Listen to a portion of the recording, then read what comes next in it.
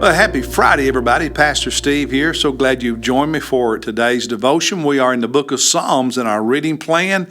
Today is chapter 37, Psalm 37. And I just want to give you a heads up that Monday we will be reading in Deuteronomy, starting with chapter 1. So we will read several chapters, I think about 12 chapters in Deuteronomy, not the whole book, but several chapters in it. And then later we'll come back to the Psalms. And as I've said previously, over 3 years, we will read all of the Psalms. So we're just not reading them all back to back, breaking it up in chunks over 3 years. But next Monday, starting with Deuteronomy chapter 1. But today is Psalm 37. And in this Psalm, there's a contrast drawn between the wicked and the righteous. And he talks in this chapter about how we as God's people, how righteous people are to live in the midst of wickedness. What are we to do? And then he also describes the destiny of both groups. And let's look at what he says about how to live, starting in verse 1. And he also kind of describes the evildoers, the wicked, in the midst of this. So starting at verse 1 of Psalm 37, he says, "Do not fret because of evildoers. Be not envious toward wrongdoers." Don't be afraid of them, and don't be jealous of them because of what they maybe get, a lot of money, fame, whatever. Verse 2, "For they will wither quickly like the grass and fade like the green herb. Trust in the Lord and do good. Dwell in the land and cultivate faithfulness." So rather than being afraid and being jealous, just keep trusting God and do what is right, do what is good. Verse 4, "Delight yourself in the Lord." Just focus on Jesus, grow to love Jesus more, and get your joy from Him. He will give you the desires of your heart. Commit your way to the Lord. Trust also in Him, and He will do it. Continuing in verse 6, "He will bring forth your righteousness as the light and your judgment as the noonday. Rest in the Lord and wait patiently for Him.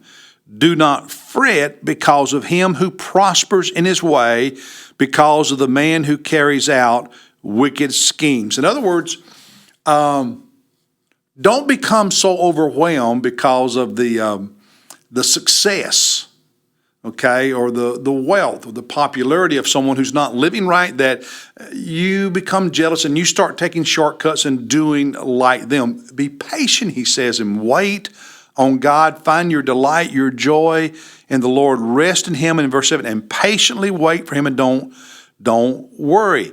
And then he adds to it in verse 8, "Cease from anger and forsake wrath. Do not fret. It only leads to evil doing." In other words, when you become upset, frustrated, angry, and you start acting like they do, you start taking the shortcuts they do, you start doing the kind of gray, not right things they do, in the end, it's going to get you into the same trouble that eventually they're going to get into. So don't fall into that trap. That's how we live in the midst of all this. He adds to it in verse 16, "Better is the little of the righteous than the abundance of many wicked." It's better to do right and have less than to do wrong and have more. And he keeps talking about that in verse 21. "The wicked borrows and does not pay back, but the righteous is gracious and gives." Those who are right with God are generous. Those who are not are stingy and take advantage of people.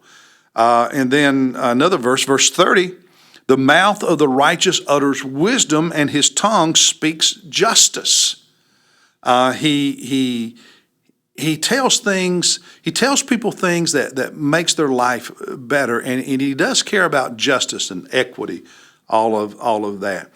And then the destiny of the two groups in verses 12 and 13. And it sounds like I'm reading the whole chapter. I guess I mostly am.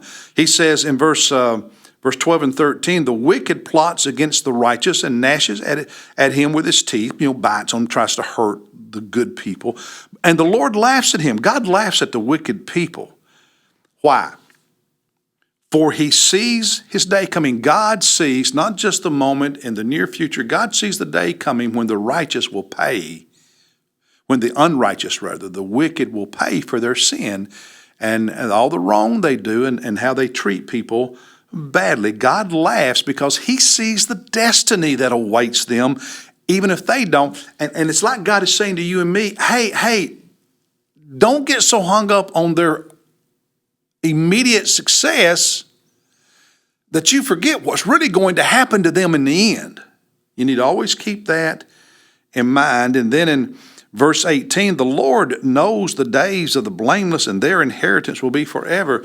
See, what the wicked accomplish or achieve or gain in the short term will eventually end and vanish, and they will pay terribly at the judgment.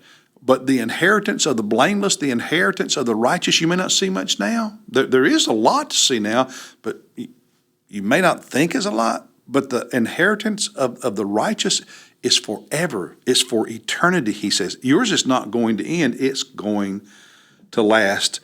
And then 2 more verses, and I'll wrap this all up. Verses 35 and 36. He says, I have seen the wicked, violent man spreading himself like a luxuriant tree in its native soil. Here's this big, beautiful tree. And he says, wicked people can look like that. I mean, they've got so much. They seem to accomplish so much. And they're like this beautiful, big tree that, well, I wish I looked that good. I wish I was that big. I wish I had all that. But then he adds in verse 36, and then he passed away. He died. And lo, he was no more. I sought for him, but he could not be found. When the wicked die, they don't take anything with them. When the righteous die, all the rewards of God go with us and stay with us forever. So the question is, would you rather have some success for a few years and then be a loser for eternity? Or be blessed now and really be blessed for eternity?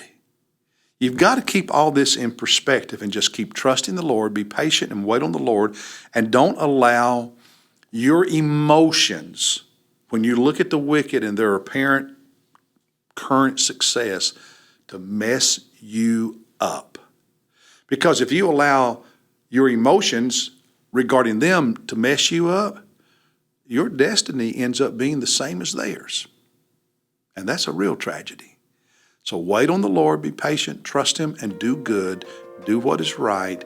Be generous. God knows his, and God will bless his, not just for a season, but forever. Hey, God bless you. And I'll see you Monday in Deuteronomy chapter 1.